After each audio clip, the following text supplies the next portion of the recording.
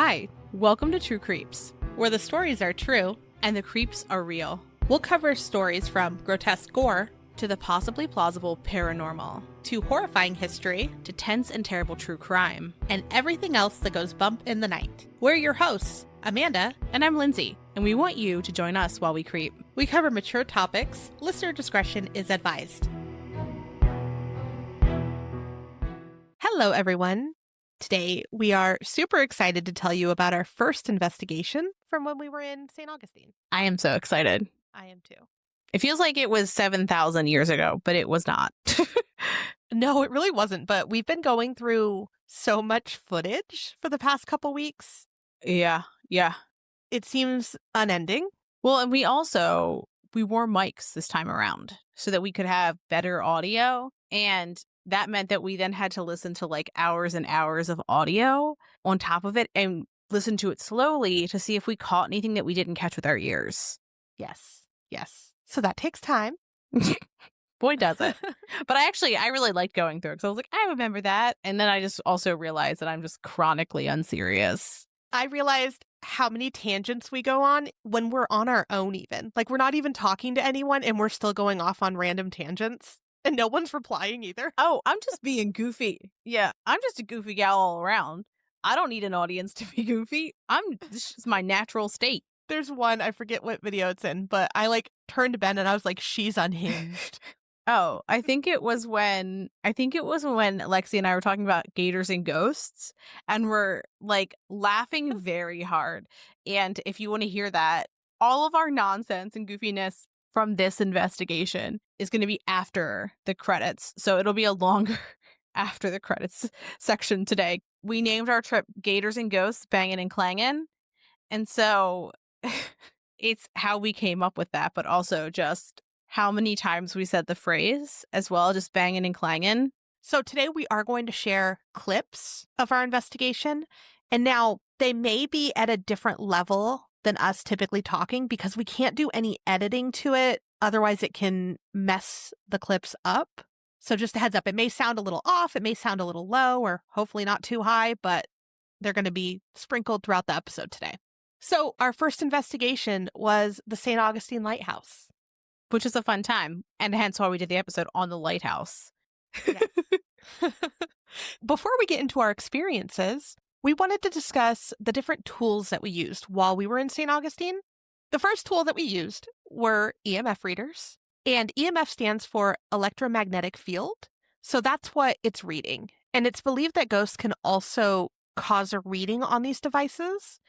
The tricky part, though, when using one is you need to keep it away from your electronics or anything that has an electricity flow because it can set them off as well. That's why they exist in the world, is to do testing for electricity and such. So yeah, when you're using it, if you're holding your phone very close, you might be getting false positives.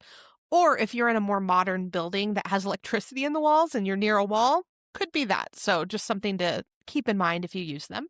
One of the things that we'll typically do in a space before we start is For science is what we call it, is where you walk around with the equipment and go for science. I actually walked around with Lexi and we were like testing all the equipment while the other one was recording. We went for science and then would make the thing go off so that you saw what it looked like when something interacted with it and you saw its natural state. We would start by putting the EMF readers near the walls and seeing if it did anything when there was nothing. Yeah.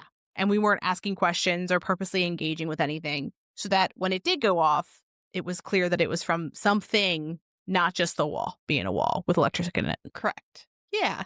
Another thing that we used were voice recorders. And pretty much the same as the name, it records voices. And sometimes you can capture a voice that may have not been one of the living people in the room with you. And so we used a voice recorder, and then we also used mics, like Lindsay said. Another new device that we used is called a poltertune. And we bought this while in St. Augustine at Ghost Augustine. So if you are nearby, I would recommend checking it out. But it's a music box that goes off when it detects movement. So it's nice because not only can you see it from far away because lights go off, especially when it's dark, but it's also fairly loud. So it's a good tool that you can leave in another room or like on the other side of the room from you because you'll know when it goes off. It also is creepy as hell. Yes. It plays this song.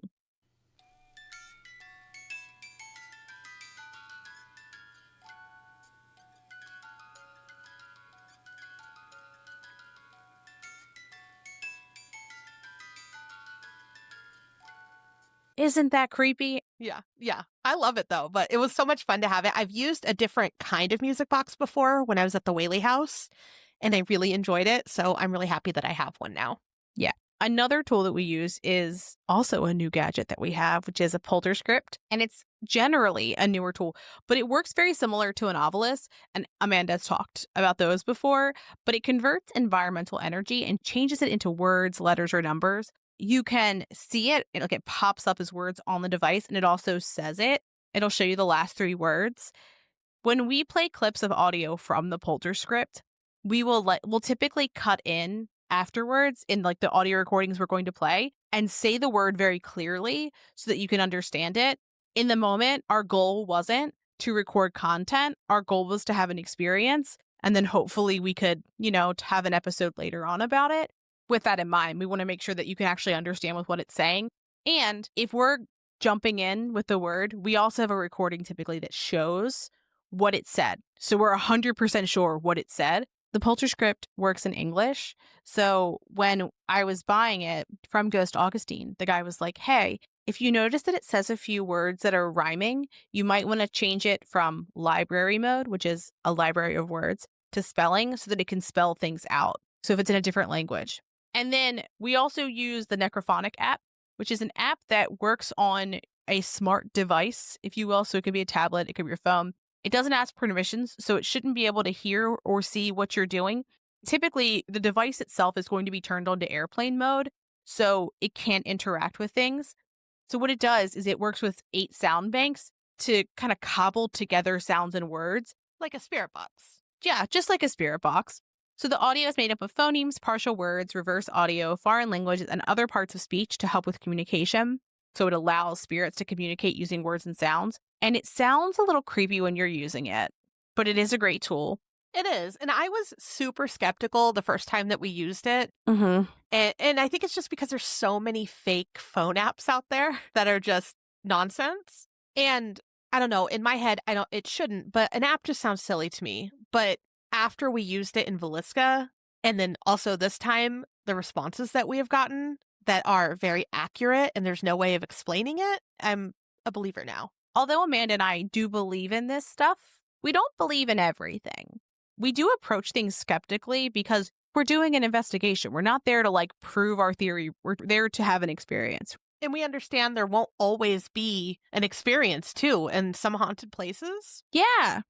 You're not always going to get the spirits to do what you want, which they don't have to. Yeah. When you have people who are kind of more in tune with that kind of stuff and who know how to use the tools, aka Amanda, she knows how to use all tools. I think it's a little bit more likely that you'll be able to, because if you're sensitive to it and you have a means of communication, okay. When I went to Penhurst, they have they had people in our group, and there was this one woman named Tiffany who was with Ben and I for most of the night, and she described interactions with ghosty things and such on devices in a very interesting way. And she said, yeah, I was getting a lot of intelligent responses. And I was like, oh, yeah, we're having a conversation. They're answering a question. What they're saying is in response to what you're asking. It's not like you're like, hey, what color shirt am I wearing? And it's 4. Unless you had a shirt that was 4 different colors, very clearly 4 different colors. Or a number 4 on your shirt. Or it's what color shirt am I wearing? And it's New Mexico. That's not an intelligent response. But when you are getting more intelligent responses than not, it's a bit interesting. Or if they're all along a common theme and more than one person is picking up on that common theme. Mm-hmm. But that being said, not every time we used every tool did we get an intelligent response. Right. Not surprising. The other tool that we used was a necrometer. This is another app. It's made by the same creator as Necrophonic. And this one does a few things. It detects EMF changes and the fluctuations of energy fields, and it connects those with words. So again, similar to an Ovilus. It has over 60,000 words. And when you say that it detects EMF changes, again, I was very skeptical because I was like, why would a cell phone be an EMF reader? That makes no sense in my head. Mm-hmm. But when I looked it up, I guess a lot of cell phones do have the ability to be turned into an EMF reader. And I did not know that. So I was like, oh. I didn't either. I discounted that a lot. But there are a lot of sources online that say that it could be. So I'm like, okay, great. And then I tested it the first time I used it along with my EMF reader, not in the same hand because it would, ruin it. Mm-hmm. But it got very similar readings. Like when it would go off, my EMF reader was going off. So I'm like, okay, maybe this does work. Great. Mm-hmm. Yeah. Because there's a little like meter at the top where you can see the changes. Yeah. Anyways, fun to use. Yeah. So we had a few different tools that we used for actual word conversations. Yes. And I don't think they were nearly as active in this investigation as of the other ones in St. Augustine. I do think we got a lot of intelligent responses. I think so too. So we also got a variety of cameras. So we had obviously phone cameras, right? In one of our investigations that we'll talk about at a later date, we had video surveillance cameras as well. Mm-hmm. And then I also, like the day before the trip, I went crazy and bought a thermal cam because I was like, this would be fun. We had an abundance of tools. We'll post a picture of all the tools that we had with us. There wasn't even enough time to use every single one, but we were like, we're bringing it. Nah. Yeah, just in case. I also brought a video camera and I charged it the night before. And I didn't bring it out for the lighthouse just because we'll talk about it. It's very quick. But for the next one, the next day, I brought it out and the battery was completely drained. But it was 100% when I left and it did not turn on. So just interesting to consider. Mm-hmm. We also brought cat balls. When they're moved, they flash colors so you can see them in the dark, which is great. I also have one for my cat and he likes it. He plays with it. Mm-hmm. Mm-hmm. But I love that they're easy to see in the dark. So it's easy to leave them around a dark room and then you can see when they go off. However, they're very sensitive. So if you do bump one, it will go off. Or if it's like a floor that moves when you're walking close to it, it'll sometimes go off. So we normally put them down and then we do the for science and we walk by it a couple times to see if we influence it or not. Mm-hmm. Yeah. We also brought a laser grid. It's literally a green laser grid that you can see on a wall, and it looks like a flashlight. So you like turn on this flashlight, it puts a grid on a wall, and it allows you to see disturbances in the grid pattern fairly easily. So like if someone walks by, you know someone walked by, but also if no one walks by and you see something walk by, you're like, okay, I really did see something.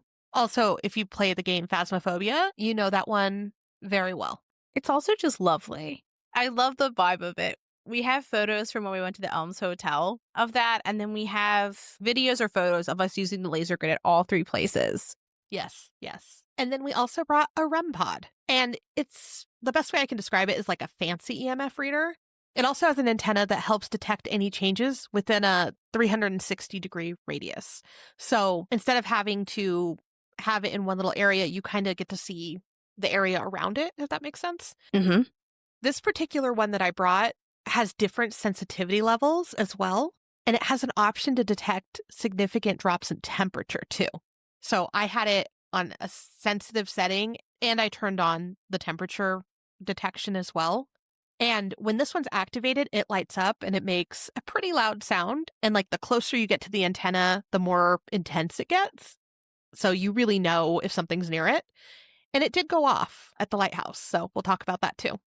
So because we'll be talking about the lighthouse today, we want to do a quick refresher about what we talked about in February for anyone that didn't listen to it. So you still understand what's going on today. This wasn't the original lighthouse that we visited because the original lighthouse fell into the ocean in 1880. And then during the build for the new one, there was a tragic accident involving 3 young girls losing their lives. We're going to talk about them a lot later. Mm-hmm. There were also several other deaths that were confirmed on the lighthouse grounds. And it's said to be a very active area for spirits connected to it. So people have seen them during the day, at night, all over, outside, inside, just all over the grounds. Yes. If you haven't listened to our St. Augustine episode yet, we talk a lot about coquina, probably more than you ever wanted to talk about coquina, but it does have limestone in it. And there's a quarry for this right by the lighthouse. So perhaps that has something to do with one of the reasons why it's so active. Mm-hmm. But we're not going to do coquina talk today. So let's talk a little bit about the tour we went on called the Dark of the Moon Ghost Experience, which included a tour of the area, a few of the stories about what happened, and then we had some time to do our own stuff. So we did our own investigation. There was definitely more people than we expected on the tour. But after the tour was over, again, we were able to do our own thing. So, Amanda, what were your first general impressions when we got there? We'll go into more of our impressions on each location when we talk about each location, too. Well, I thought it was beautiful, especially like walking into the lighthouse itself. Mm-hmm. I was amazed. I thought it was so gorgeous. While walking with the tour, though, there's a lot of people, like you said, so I didn't feel much activity at first until we arrived in this building that was near the lighthouse that held some old items. That's when I started feeling a little bit. And this building might have been like a museum exhibit because it had some old items and posters, perhaps where they take like children on field trips. I don't know. But our whole group was in there and she was telling us a couple stories. And I just felt like someone was behind the group watching. And I kept looking up like, oh, is there an employee about to walk in or something? I don't know why I keep looking over here. But I had a hard time concentrating on what she was saying because I kept feeling like someone was walking through that door in the back. The other place that I felt something was once we got to the top of the lighthouse, I felt like there was an energy shift up there. But again, like nothing bad. I didn't feel like it was like too much or anything. It just felt different, especially when you walk from the inside to the outside through that door. But I didn't see anything. I didn't like expect to see someone. It just felt different up there. And I'm not afraid of heights or anything. So like, I don't think it was that. Just rub it in, Amanda. Just rub it in. No, it's just some people would be like, Rub your top of the lighthouse, not afraid of heights. We'll talk about that. We'll get there when we get there, but just rub it in. well, no, I could see someone being like, well, you're very high up and that's unsettling. But like, yeah, I don't feel unsettled by that. No, I understand. I was just being a shit. That's all. Whatever, Lindsay. So I would say that the most active area to me was the lighthouse keeper's house and the park across the way. And we're going to get into specifics about both of those in a bit. Yes. So we knew there were going to be other people on the tour, but I was surprised at how many people there were and how many of them were teenagers, which, you know, teenagers are teenagers. So as we were doing our initial like walk about the grounds, it's dark. It's very dark. Beautiful, but dark. It was hard for me to get a good read on whether I was feeling like someone else was around or something else was around. Yeah. Because it is all very dark. There are people who are on this tour. There was also another tour that was happening that was before ours. So people were around. My brain was just like, there's so many people. I don't know if I can do my sensey stuff with this many people present. Because I also feel like my soul of souls was like, you're feeling very perceived right now. Therefore, it is hard for you to perceive the things. So before we get too much into our investigations and all that, we're going to share some clips that we got from the other people who we did our investigations with. And that's our small group, not like the whole big group of people who were on this particular tour. This is our small group of people. We'll also list social media handles in our show notes. But the first was Lexi. We originally met her when we went to Villisca. We did meet her physically at the Villisca house, although we had chatted with her before then. She actually also just released her first book last month, and it's called Colonial Park Cemetery, and she's got more on the way, and we're so excited, and we're so proud of her. We've posted it at least once on our social media. We'll probably post it more, and we're probably going to do a little something with her on that at a later date, so Yes. keep your ears ready for that. But here's a clip of Lexi's impressions of the lighthouse. Hey guys, so, okay, first up on the list is the lighthouse. I don't really know that I got to really form any first impressions because we were kind of, like, surprised by, like, the number of people that were going to be there too, because we kind of thought it was going to be off season, and then also like the time restrictions. So really I was kind of thinking more about that I don't think I really got to make any like quote unquote first impression feelings about the place.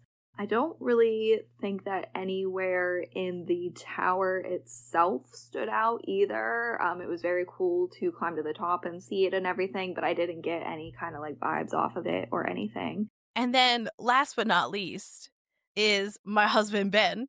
I wrote his introduction, so he doesn't know what's in here. Will he ever know? Who could say? But so he's the ultimate cat dad, and he's a rugby coach for the Baltimore Flamingos feral side, which he's very proud of, and I'm very proud of him. And I put a long time not listener, not first time caller, because you've heard his voice on here before. But here is Ben's impressions. when we got there. I was a little bit creeped out about it. It was really dark and not super well lit. I felt a little bit more comfortable seeing people in the gift shop and as people were coming there on the tour. But I got kind of an uneasy feeling, but that might have just been because I'm generally a little bit scared of the dark, especially if I'm in a strange place. I wasn't really getting a feeling of anger or anything negative. When we were at the lighthouse, I would say if I had to say any sort of feeling that I did have was maybe sadness. So, once we were done with the structured side of the tour, we were able to walk up the lighthouse. To let loose. Let loose, yes. Start banging and clanging on our own way. Yeah, exactly. Now, none of our shoelaces got tied to any of the staircases or anything, so I don't know if that's a good or a bad thing. But as we were climbing, each landing had some facts about the lighthouse, and then some of these landings had shadows painted on the wall. Disrespectful. And it very much caught us off guard while walking up, because we know the stories about people that have seen all of the shadow figures that like look down the stairs or like lurk around the stairs. So the first landing that we got up to and saw the shadow thing, I don't remember if it was Lexi or Inika that was in front of me, but one of them like kind of jumped back and then they were like, oh, that's a painting. So it was perfect. I'm glad that I wasn't the first one, because I would have definitely did the same thing. The top was super pretty. We'll share a quick video.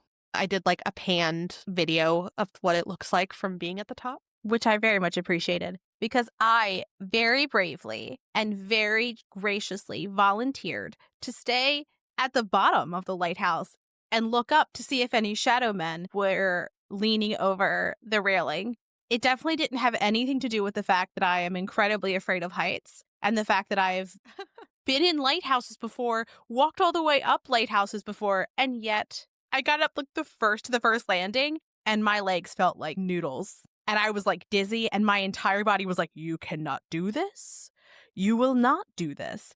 So I got to the first landing and I was like, Amanda, I cannot do this. So when Amanda says we, she's not including me in that, because I only got to the first landing before skittering back downstairs and hanging out in the dark lighthouse. But I did keep a vigilant watch up to see if I saw any like weird shadowy things. And I was also honestly just being a little bit nosy and people watchy for people who were walking down to see if they said like they heard or saw or felt anything. Yeah. But I didn't see anybody saying anything fun. And it's so dark in there. Oh, it's so dark. Everywhere was so dark, which I appreciated. It made it spookier, but it was surprising. It was a little unsettling going back down without being able to see the stairs below you. Yeah. And they said not to turn on like flash or anything, because then there's like little holes in all the stairs. So like if there's a flashlight or something, it could blind someone or look crazy. So we were trying not to, but it was unsettling. So we will share tons and tons of photos from our trip, but I just need to explain to you what these stairs look like. So spiral staircase, shocking. You're in a lighthouse. Of course, they're spiraled. 219 steps of spiral. 219. And there's no back to the steps. And not only is there no back, but as Amanda mentioned, there's little holes in the steps. So they don't even look solid. Lace steps with no backing, just all the way fucking up. Lace steps. My soul was like, I will not be doing this. But so, yeah. Beautiful, though, outside, and from what I could see on the inside. I stand by my decision. Perfect. So let's talk about the keeper's house. I did go everywhere in there, though, that they would let us to specify. Just as a little bit of a recap, the keeper's house was built in 1876 and was in use for the keepers and their assistants until 1955. The head keeper lived in the north side of the building and the first assistant on the south side. And then there was these two small rooms that were left over between the two sides that was located on the top floor between each of them. And that's where the second assistant lived. For both the north and the south side, the bedrooms were located on the upstairs, and each one had a dining room and a parlor on like the ground floor. We did some stuff in there. In 1888, brick kitchens were added along with a new roof. The house became a rental for a little bit after the 1950s. And then in 1970, the house had been empty for a time before it mysteriously caught fire, as all haunted places do. And at that point, only the basement and kind of like the charred timbers were left. The Junior Service League of St. Augustine, an all-volunteer group, raised over $1 million and were able to renovate it, but it took like 15 years to restore.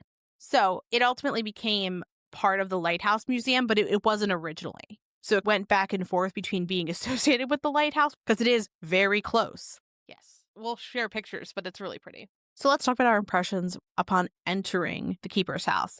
So Amanda, when you first made your descent into the basement, what were your thoughts?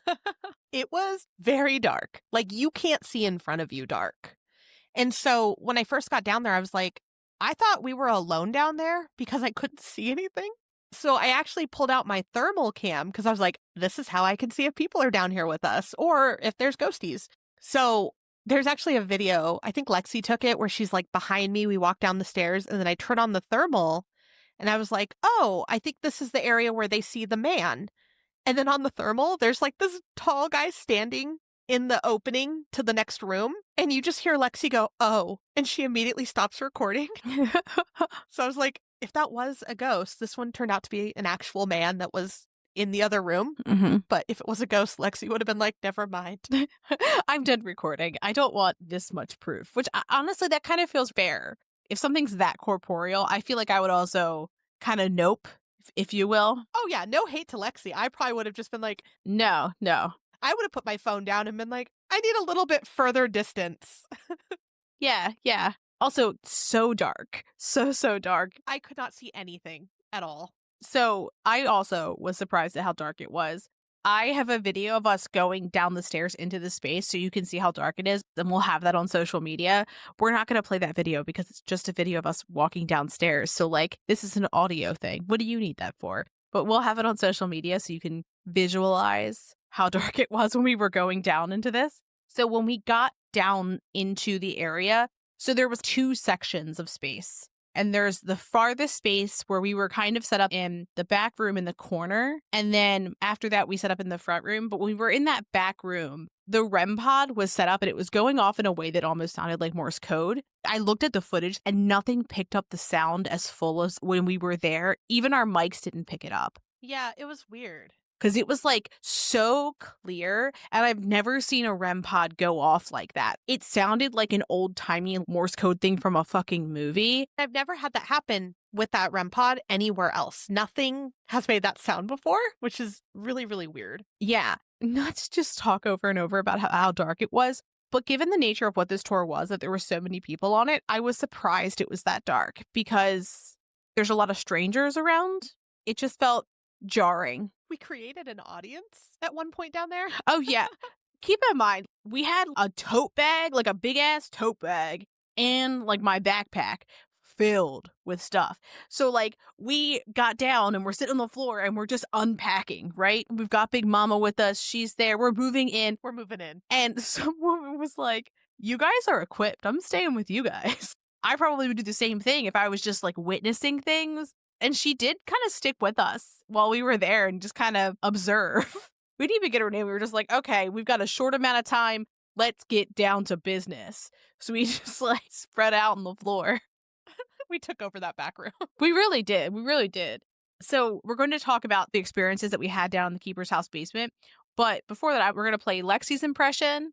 Going into the Keeper's House definitely felt different. Not in a bad way, but not in a good way either. It just felt like spooky and that, there was energy in there, something going on. I know we tried in the basement first and we kind of got a little like hit or miss stuff. It wasn't really anything too like, oh my god, this is happening kind of thing. I didn't really get too many impressions down there either. Again, because I think like the time constraints worrying about that. And then we had also kind of like drawn some people that were like watching, so it's just kind of like, oh yeah, these people are watching and like let's explain what we're doing and that kind of thing, but like not thinking too much about how things were going on vibe wise or anything like that. And here's Ben's. For the Keeper's basement, when we went inside and downstairs, I was pretty creeped out actually. It was very dark. It felt like there was more there than just the people that were there on the tour looking around and hunting around with their tools. I would say that in the basement, Again, I didn't really get a negative feeling, but I did get a feeling that there were things or something down there observing everything going on and watching. But to me, it just very much seemed like whatever was down there watching did not want to be found. It seemed more like they were keeping to the shadows, so to speak, or to the peripheral and just watching and trying to, I guess, kind of lurk. And so this next part that we're going to play, remember, I told you when we have our polter script, we're going to cut in and tell you what the word says.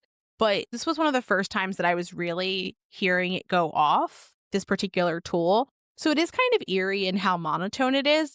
You and Lexi were kind of on one side of the room, and then I was with Ben, I want to say, on the other. And then Inika was, I think, between all of us. Like, she was kind of going back and forth. And I had set up where the kids' table was, and I put the REM pod there, and I put the polter tune under the staircase. And we'll play this too, but the polter tune did go off after I asked for them to touch the red light, which I thought was really cool. And it was so close, so close. Just as a note, generally, when we're going to play audio on here, if there's a long space, we'll typically take the long space out, but we won't take out if we ask questions and there's no response because we don't want it to not be what it was.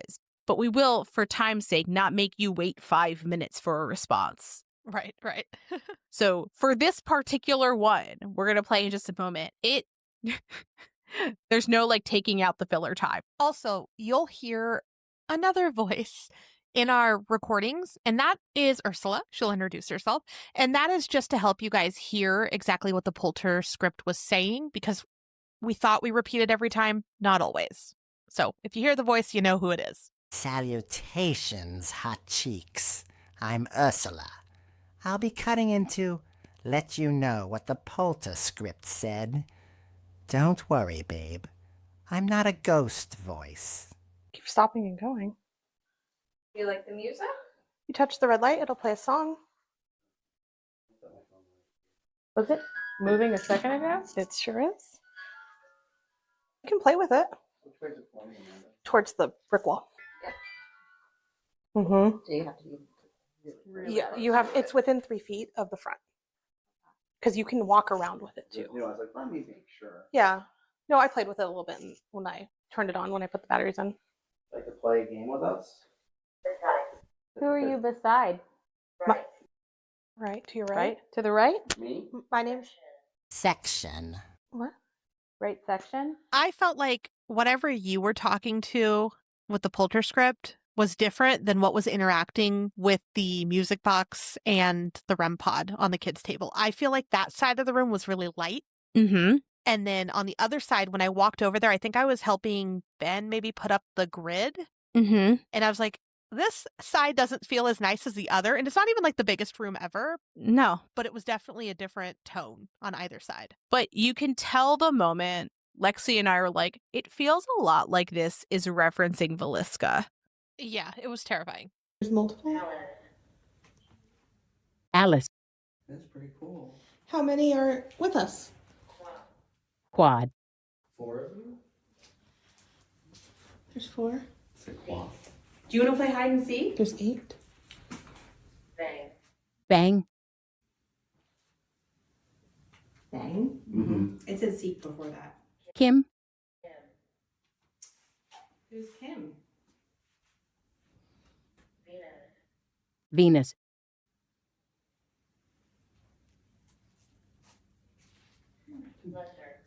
Lesser. Lesser. Help. What do you need help with? Etch. Is it bench? Etch. Etch. Labor. Labor. You trying to build something? Spirit. Spirit.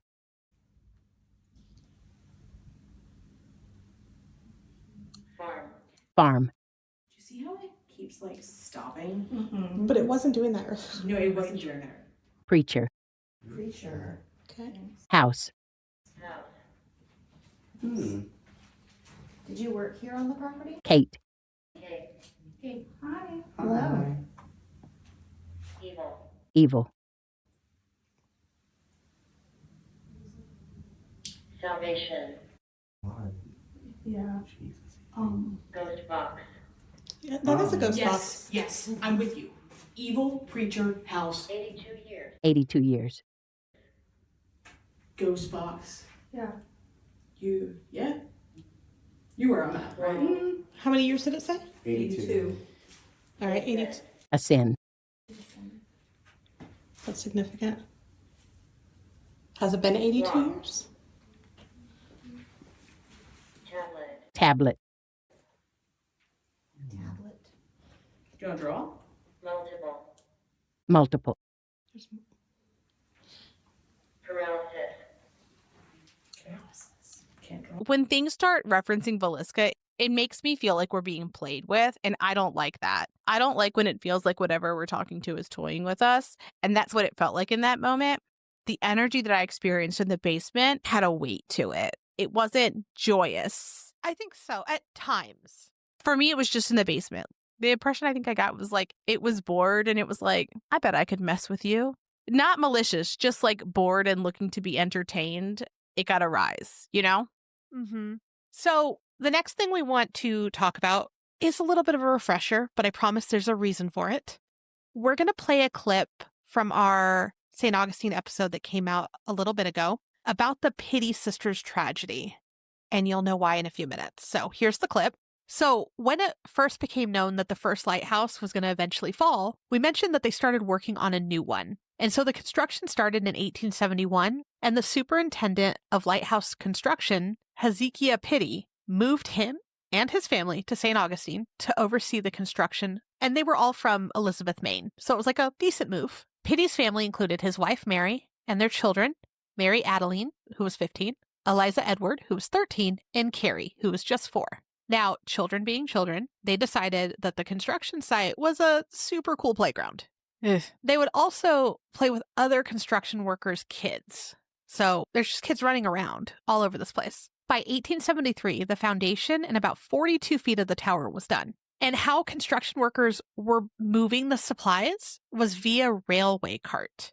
So what it would do is it would move the supplies from the supply ships, and they were docked at Salt Run, and then the little cart would carry it to the construction site. So back and forth. Yeah. Well, to a kid, that was essentially a cool roller coaster, right? Like it's a moving cart. I could see how that could be. Yeah. So the kids loved it. And what they would do is they would ride the cart down to the water. And at the end, there was this wooden board, is the best I can describe it. And it would stop the cart at the end. So they'd like hit this piece of wood, stop, get out, and do it again. Okay, yeah, fair. It sounds like how you would imagine it to work. Yes. Now, on July 10th of 1873, the girls were playing with an unnamed girl whose father likely was also working construction on the lighthouse. And this breaks my heart, and judging by the history of the place too, I think this is why. The only details that we can find on the unknown girl are that she was just 10 years old and she was Black. That's it. No names, no nothing. You don't know who her father is, nothing.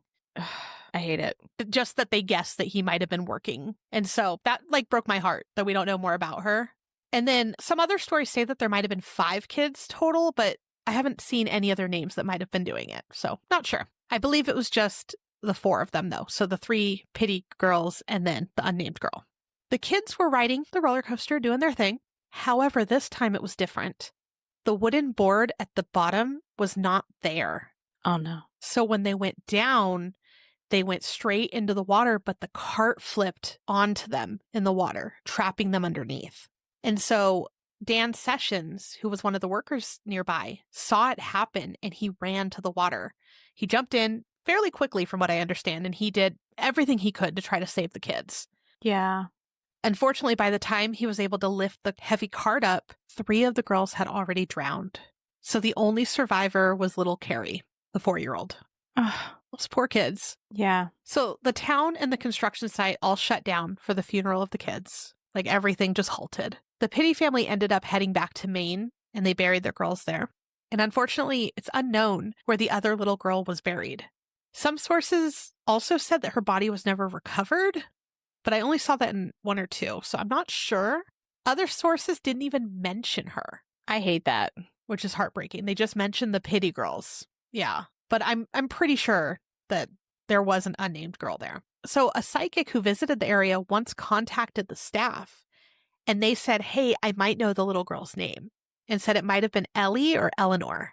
A cute, sweet name. Yeah. The St. Augustine Lighthouse website said that they have been continuing archival research to hopefully find the answer one day. Yeah. So I'm glad that like they're at least looking for it to see like, can we find record of her and talk about her too? Yes.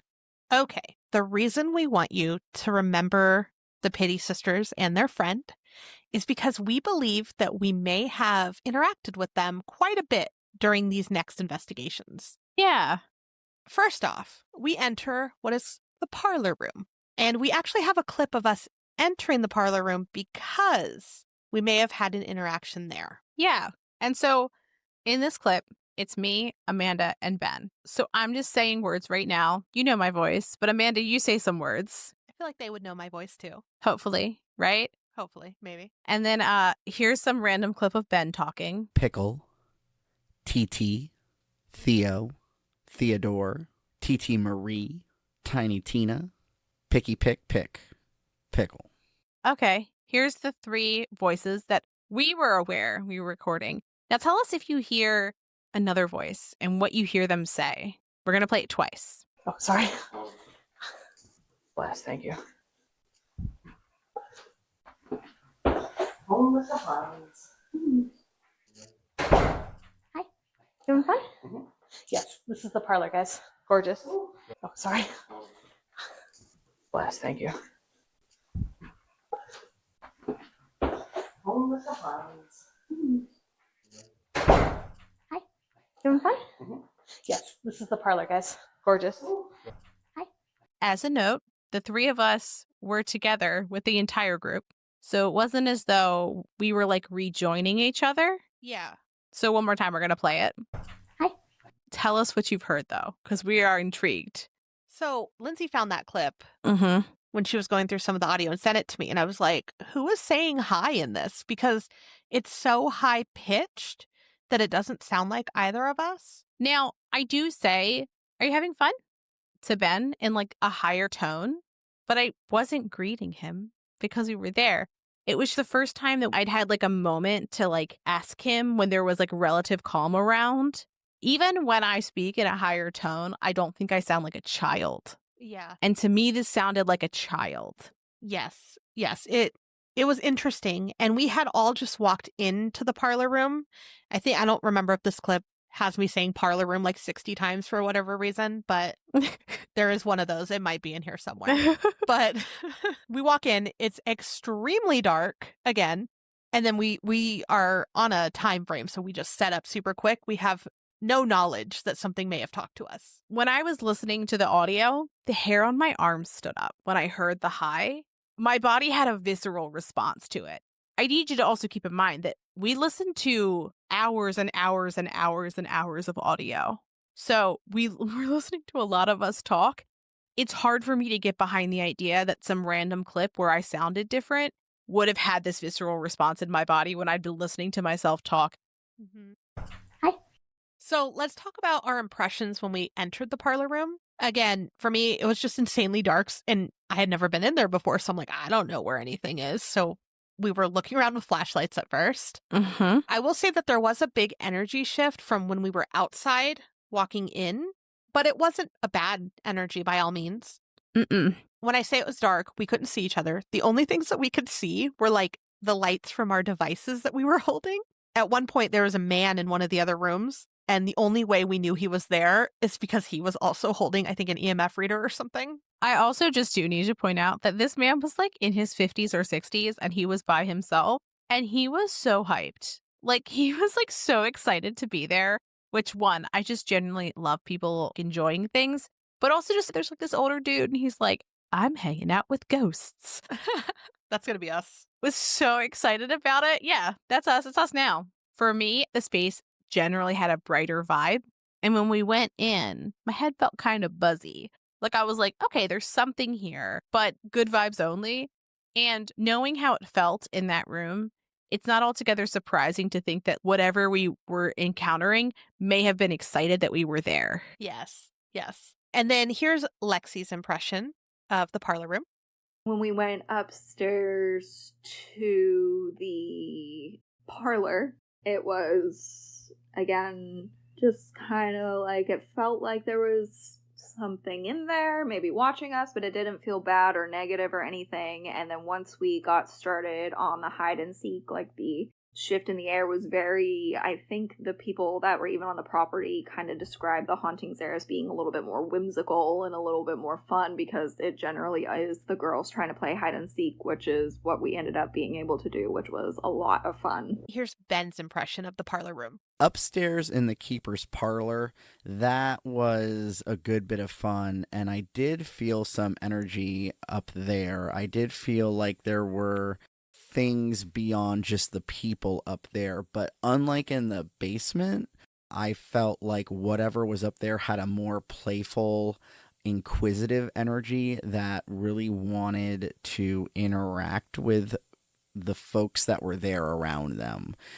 Maybe it was the children. I'm pretty sure it was the children. That was the kind of feeling that it was lighter, a little mischievous in like a fun way, like they wanted to play. Whatever it was, wanted to play and just wanted attention. And I think it seemed like they enjoyed feeling like they were included in a part of something. 14.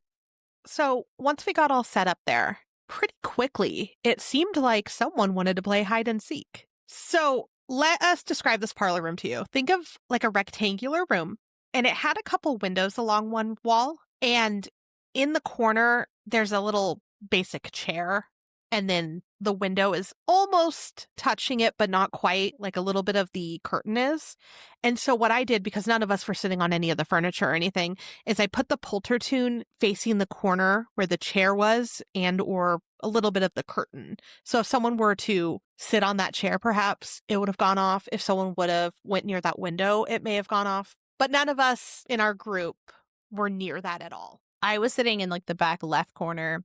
Inako was standing to the far left side of the room. Lexi was next to me. And then Amanda and Ben were kind of moving about, but they weren't moving in front of it, obviously. No. So pretty quickly, we're going to play this clip. It seems like someone wants to play hide and seek with us. We catch on pretty quick. So the way you play hide and seek with a ghost is you have an EMF reader. And first, we do our for science thing, see if anything just randomly goes off. But then you're walking around, and eventually when you find whomever is hiding, it will go off, and then you'll restart your game. Yeah. And how this was happening is Inika was doing the Estes method. I think we talked about it in our Velisca episode, but she puts on headphones where she can't really hear us, or it's very, very drowned out, because when she has the Necrophonic app on, that's pretty loud. It's very hard to hear anything outside of the Necrophonic app. Yes. And so she puts it on, and so when you hear her voice, that's her telling us what the Necrophonic app says. She doesn't know what we're doing or saying. Mm-hmm. Mm-hmm. But this was what Lindsay called an intelligent response. Yeah, yeah. You'll also note the inflection that Inika uses. Typically, when you're doing this, you're not only repeating the word, but you're repeating how it's said. Because it's not just like you're hearing a monotone word like you do with the Polter script. It's got inflection. Like you can often hear the emotion behind the words, which makes it even more intelligent seeming, because it does seem like a personality. Mm-hmm. And when you're the person with the headphones on, you're in your own world there. Yeah. So it's a little unsettling because you don't know who you're speaking for. Mm-hmm. You don't know how these words are impacting your group because you don't know what they're asking or what it means. Mm-hmm. It's just random words to you. But from the outsider perspective, you're like, this is a whole conversation happening. Yeah. And because it was so dark, it's not as though she could like read our lips or anything. The clip that we're going to play, it's about 3 minutes, but it basically is the start to the end of the game while we're in this room. Mm-hmm. Who's in here with us? Is there anything you'd like to tell us? Don't forget the children. Okay. The kids are here. We're happy to speak Do you want with to play? You want to play hide and seek with us? Yes, ma'am. Oh, okay. Okay, we can play hide and seek. Okay. Yeah. Hey, Ben, come back. They Wanna play want to hide and seek? Yeah, okay. So grab the Grab the EMF reader. So he's going to grab that green device, and he's going to count to 10. Okay. and then we'll play. Hold on first. How many of you are playing? Oh yeah, how many does he need to find? Mommy? You and your mommy? Hide. Okay. Oh, okay. Go So get you're gonna go. Okay. All right, we'll come find you. Stay downstairs. Yeah.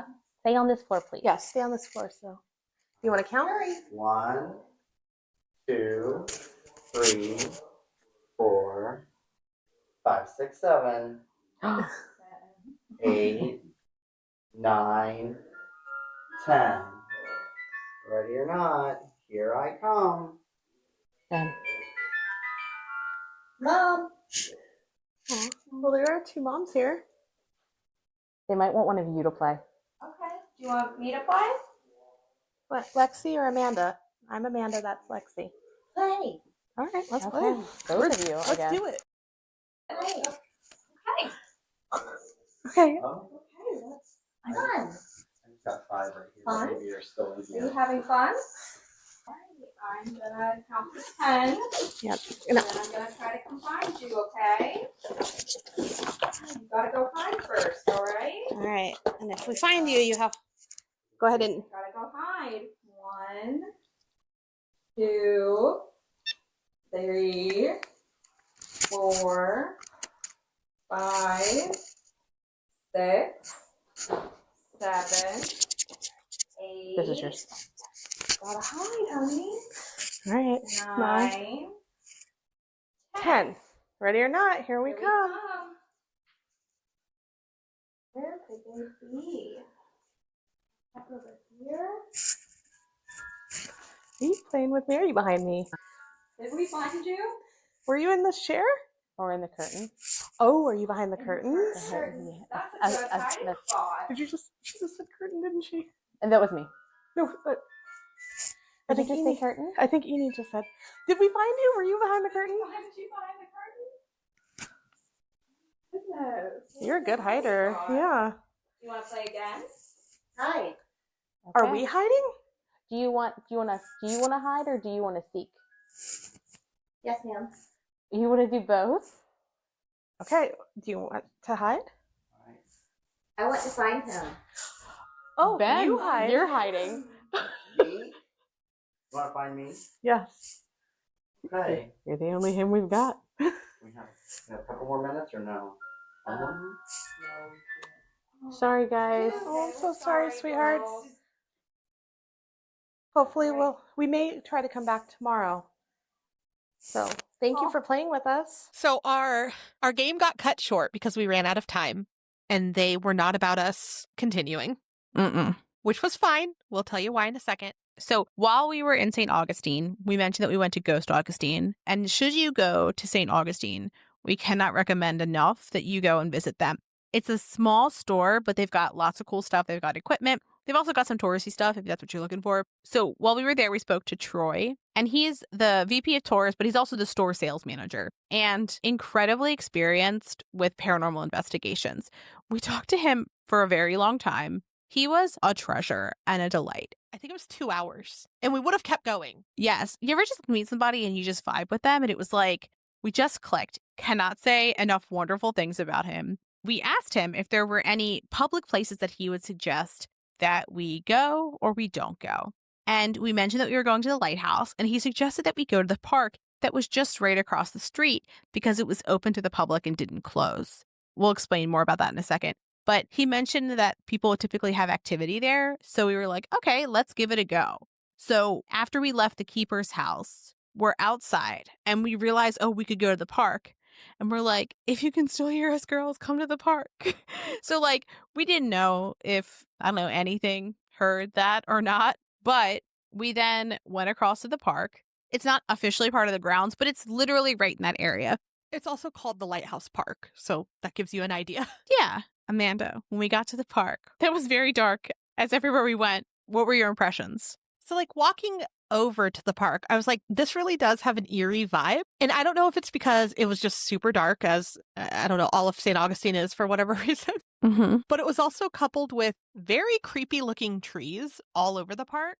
They were creepy trees. They were very like spindly. These had like thick-ass branches that grew in strange ways. They were squatty and just creepy trees. Just creepy trees through and through. It was, yeah. We have a picture of Mary on one of them.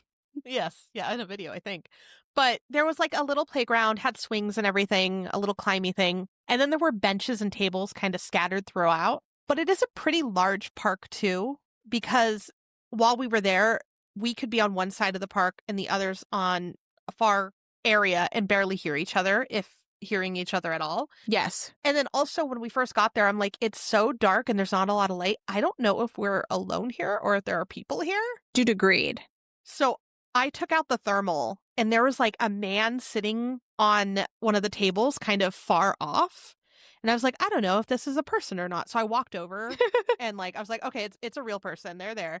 Amanda's like, it's cool. I'll walk near a strange Florida man in the park very late at night. No worries. Yeah.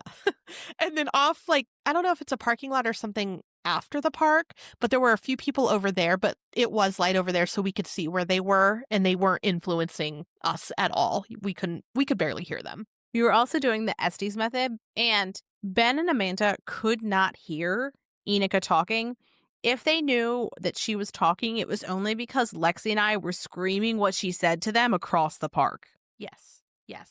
That is the only time that they were aware. So also, Enika was facing the opposite direction, so she couldn't see what they were doing or where they were. And the headphones are on. And it is kind of like you're just doing that. It's hard to do anything else when you're listening. Yeah. Because you're trying to decipher and such. Because it was nighttime and we were at a park, I immediately felt like we should not be there. Because most parks have a sign that says don't go there after dusk. I did not see that sign. Otherwise, I probably would have been like, Lindsay is what we call a rule follower, like my husband. oh yeah, I'm a painful rule follower. Like, I'm uncomfortable with not following rules. Meanwhile, I'm just off and I'm like, I'm lost. Amanda's like, I do what I want and I apologize later. Yeah. But also, we were respectful to the space. We didn't leave any trash. If we saw trash, we picked it up. Of course, of course. You know, we weren't a blight to this space. So anyway, I felt like we weren't supposed to be there. But whatever, we were doing what I would say is a wholesome activity. And we, again, truly just unpacked our menagerie of tools. We spaced them out a good bit too, which stressed me out because I was afraid somebody was going to like skitter up and take something. But no one did. So after we unpacked, yeah, we did kind of the same thing. We wanted to continue what we were doing, and we were hopefully going to talk to the girls again. Yeah. So Enika started an Estes method. We put the tools kind of spread out, like Lindsay said. I had the Polter tune by the swings. We had the REM pod on like a random table or something, and then just all over the place. Also to note, there was one, I think, old school wooden picnic table. That's where I was sitting. I stayed there the whole time because I was across from Eni when she was doing the Estes method. I simply wasn't going to like leave her alone when she had her eyes shut in a park. Lexi's there with me for a good bit. But so Enika, her back was right in front of the fence. And on the other side of that fence is a tennis court. Amanda and Ben are moving about. At one point, Lexi gets up. But when Amanda and Ben are at their furthest, they're on the other side of the tennis court. So when you hear Lexi and I kind of like yelling what Enika says, that's why. It's because there's no way that they could actually hear Enika. Right. So we're going to play the full audio of the hide and seek session again. Where there was long silences, we took those out. Where there's us like banging and clanging around on equipment or things, so it's like kind of an unpleasant sound, I've pulled that out as well. And then there's at one point a random man approached Amanda and was talking to her about ghost equipment, and our mics were on the same line. So we decided to take out Amanda's spiel on ghost equipment to the stranger, and we input the audio from one of the videos that we had, because we were taking videos, audio recordings, all the things, right? So if the audio sounds different at one point, that's why. Mm-hmm. We're going to play that now. So when you put it, That so got how me. you set it is it goes You set to it and aim. forget it. Okay. So we're gonna check and make sure that it's There's still just legit. that. I love that he remembered how to do that because I've used that 3 times and I still have no idea. He's a good man. It was just a boat, everyone. Oh, I'm Just a boat. Boat doing boat things. Yes, we are. Are you here to play hide and seek? Yes. Yes. Did you follow us from the keeper's house? He did. Oh, You want to keep playing? she said, shh. Don't tell. Don't tell who? Him. Him. He wants to play too. Get him. Get him? Like what? Like, Do you is he mean- gonna hide? Do you mean You get to Ben? hide. Okay. All right. What number are you gonna count to? Him. Okay, man. Yep. They said him twice. Him. Yeah. You're only him. You were the him. Yes, sir. Oh, okay. Very polite. I know. Okay, he's gonna hide. You want to count? He's going.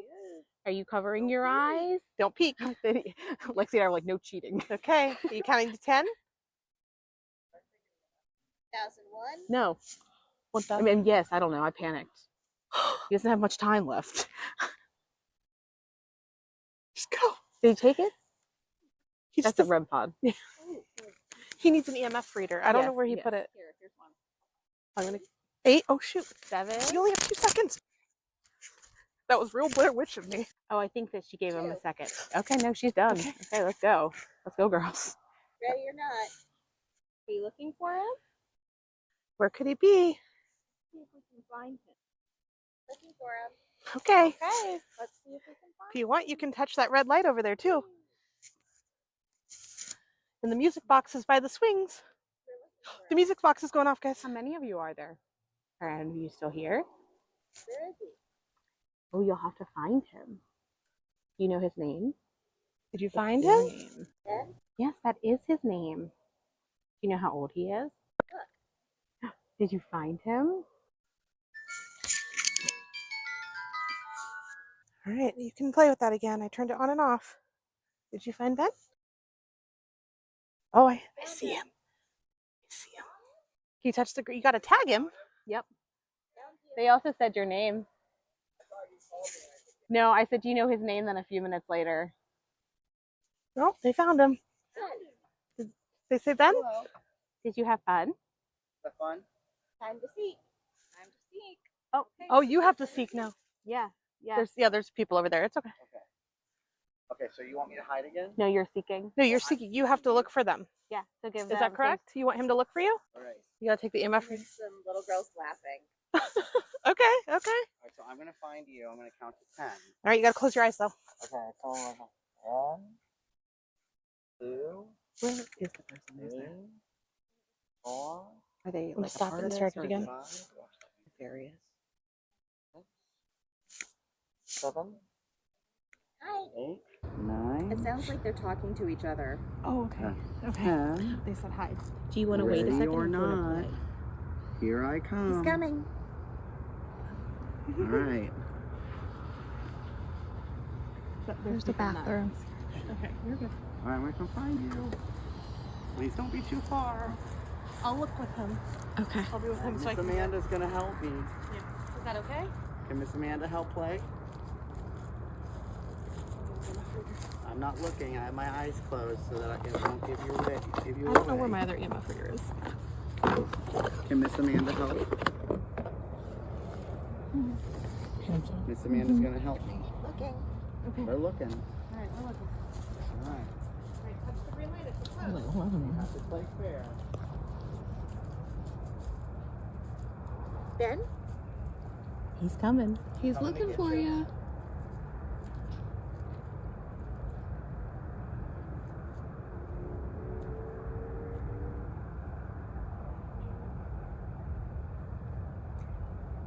They're laughing and whispering. You gotta be quiet. They might find you. But do you like Ben? Don't come here. Oh, you were close. You were close.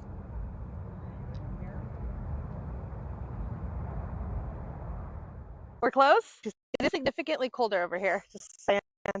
You over here? Do you like playing hide and seek?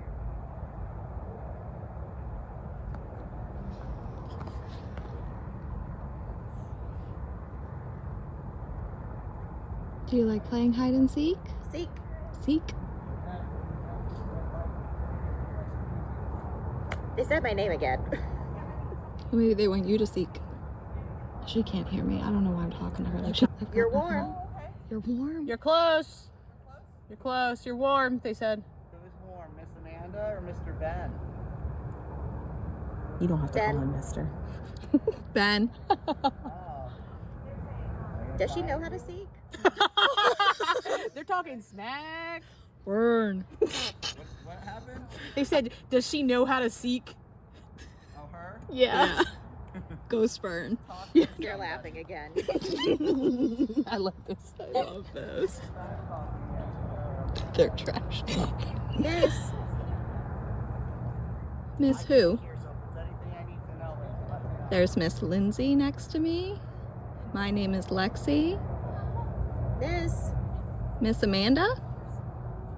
She's trying to help Ben. Are you talking about Inika? Eyes open. Eyes. Look alive. Do you think they're over here then? Hmm? Do you think they're over here then? Maybe. Are you here with us? He's coming. Oh. Is Ben getting close?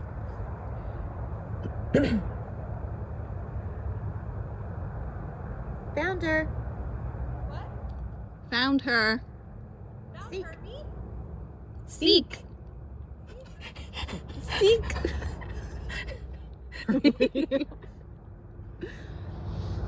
Come on. Was that us? Over here. Over here. Come on, they said. I think they're over there, by the way. Where? I think they're over there. Where? Over there. Oh, like in the court, maybe? No, I just think they're in this direction. Okay. Oh, he's taking up some shorts. Does he need help? Probably. He does. That's why I was suggesting. Am I going the right way?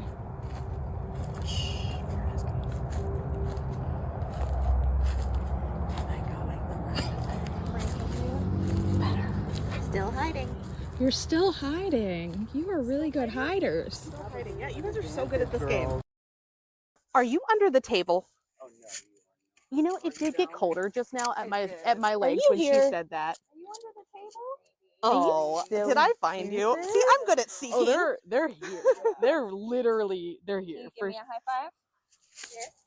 Yes. Can you touch the green light for me? I just felt Yes, like a the green cold light. breeze around Guys out my here, hand. girl. Guys out here. Are you over here? Funny. You can touch my hand or the green light. Oh. Oh. I don't Did you believe you. hide? I don't believe you. I think you're moving. I think you're goofing. Are you behind? Oh wait, are you under the other table?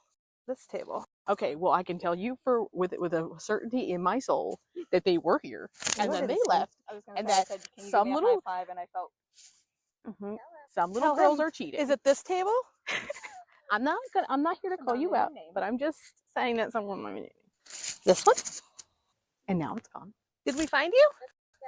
It's time. Oh, do you Bye. have to go to bed? You have to go to bed. That's okay.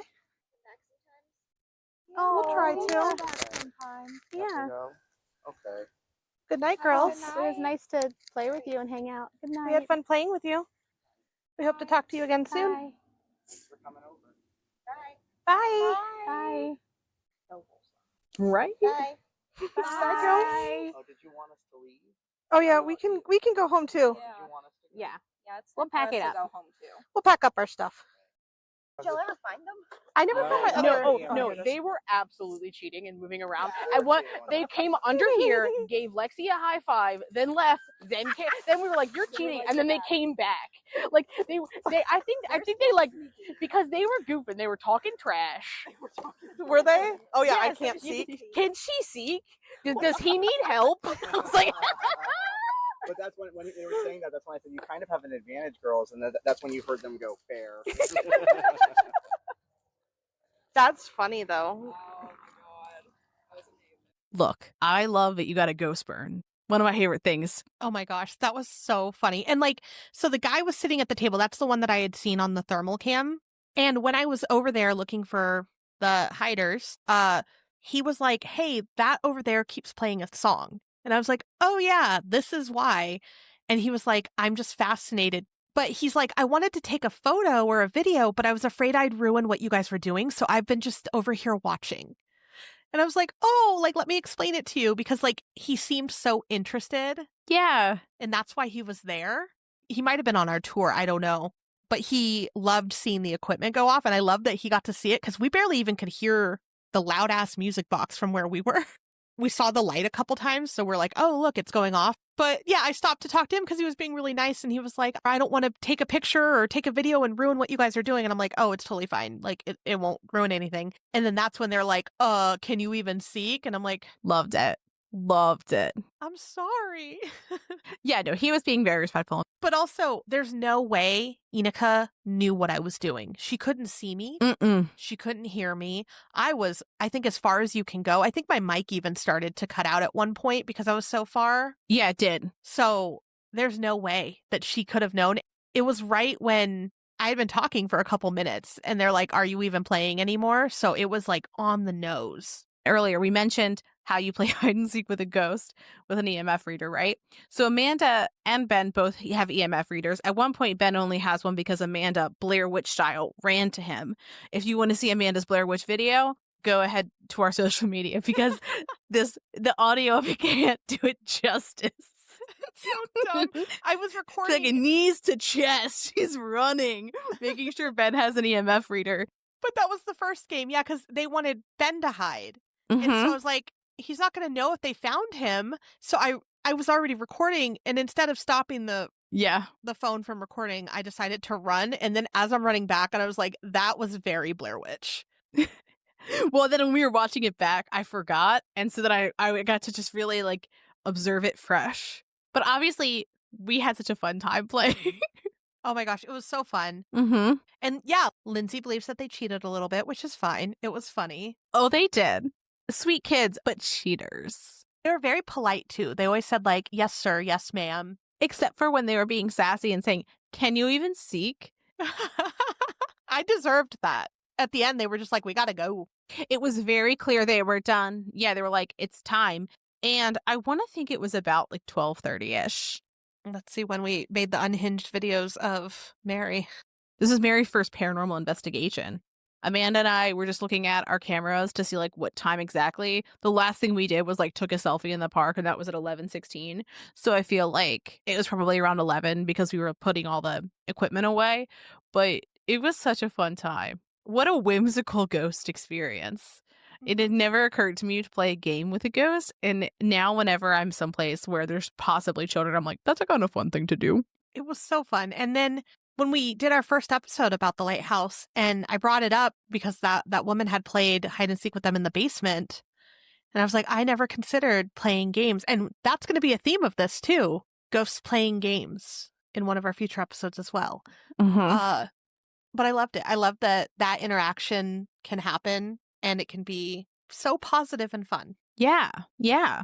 Now, to piggyback on positive and fun, as we were leaving the park, you heard us say bye. You heard the whole clip, right? We were listening to this clip 10,000 times, obviously. And we think we hear something during the byes. So we're going to break it down after, but we're going to play it again. Take a listen. Listen while I'm talking. We hope to talk to you again soon. Bye. We're coming over. Bye. We hope to talk to you again soon. Bye. We're coming over. Bye. Bye. And then the reason why we think it's someone else is because here's Enika's bye. Bye. Then this is Amanda, Lexi, and Lindsay saying bye. I don't know why I'm saying my name. Amanda, Lexi, and I saying bye. And we overlap, so we're not going to separate them out, but that is the order. So it's Amanda, then Lexi, then me, Lindsay. Bye.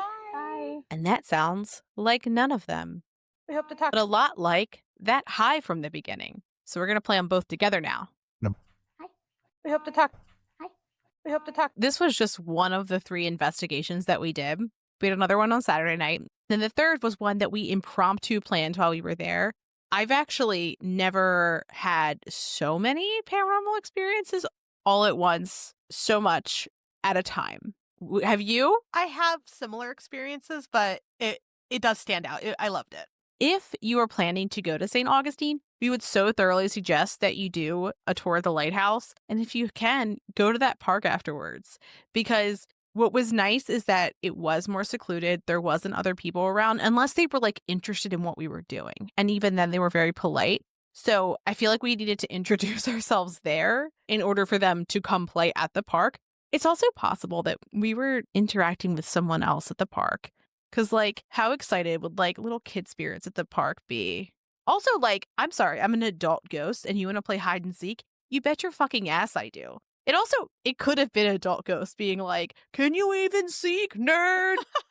I love the idea of that, too. I suck at hide and seek. I'm sorry. I get distracted. Yeah.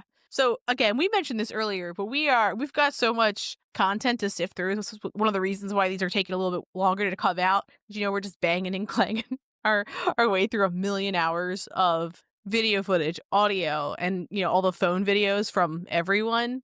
We did want to just take a quick moment to say a special thank you to all of our patrons for making True Creeps generally possible, because it's expensive to do a podcast. But so not only do you make the regular episodes possible, but it also makes it possible for us to go do investigations like this and to have fun episodes. We love doing it. We love sharing it with you.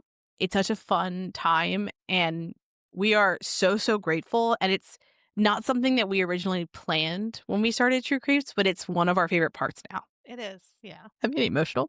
It just means so fucking much. It does. It's just so fucking cool, and we love sharing with you guys. So thank you. Thank you. Thank you. And exciting notes, aside from my emotions, we have an abundance of us just being goofs on our audio and in our videos. So we thought it was funny. We think you'll enjoy it. Maybe you won't. I don't know. I think you will. We're banging and clanging. We're being goofs. It's behind the credits. So if you're like, hey, it shows that there's like 15 minutes left and they're wrapping it up now, what's going on? It's because we've got some silliness after our credits. Yeah. So with that, have a great weekend. Thanks for creeping with us. Thanks for listening. And as always, a special thank you to our patrons who support us via Patreon. Please see the link in our show notes to learn more about how you, yes you, can begin to haunt the dump, guard vortexes, or even become a scorching Sasquatch. Ooh. Also in our show notes, you can find the link to our website, more information on our sources, our social media handles, and our merch store. We'd love for you to keep creeping with us. So if you like this episode, please subscribe, rate, review, and share the show with your fellow creeps and or ghosts. I beg of you.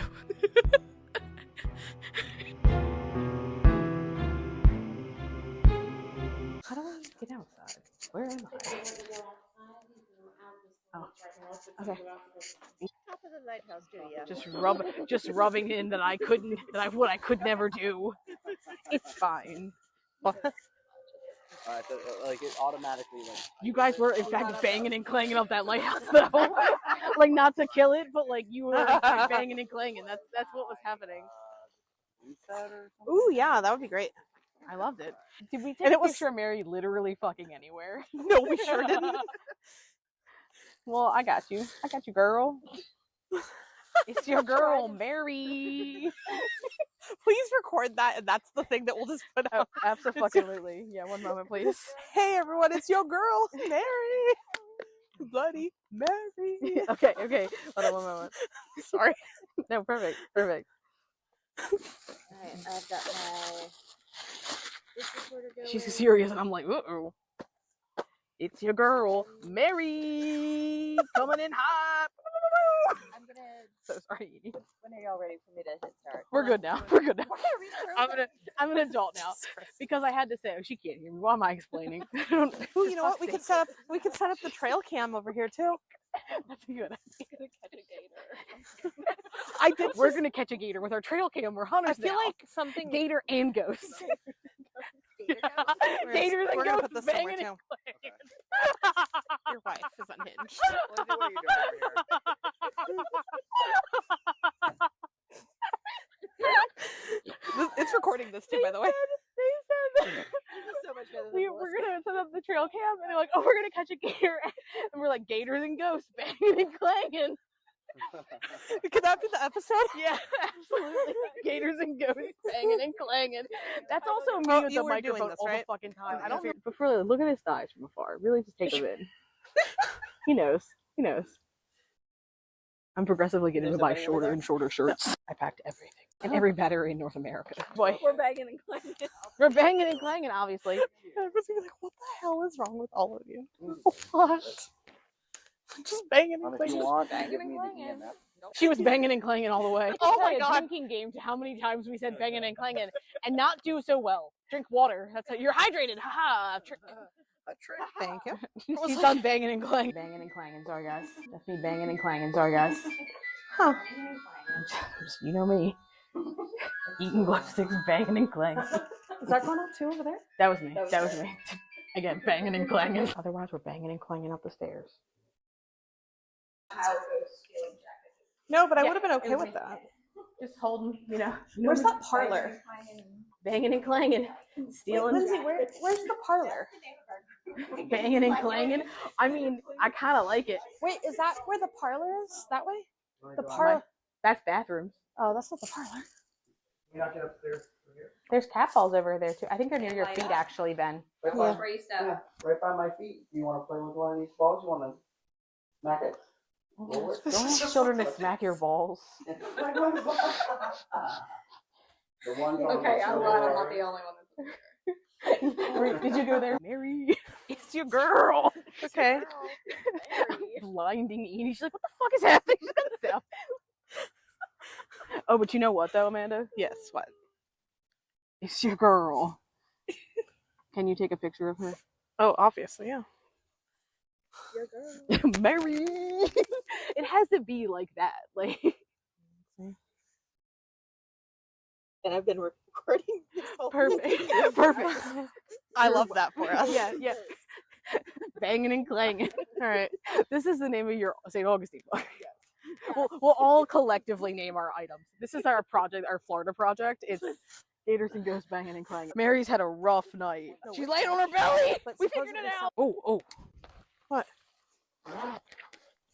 You're dancing. What's going on? Mary. Right there. Oh my gosh. Perfect. Beautiful. Where is she? I love that Mary is going to be a celebrity one day. She is. She's a celebrity in my heart.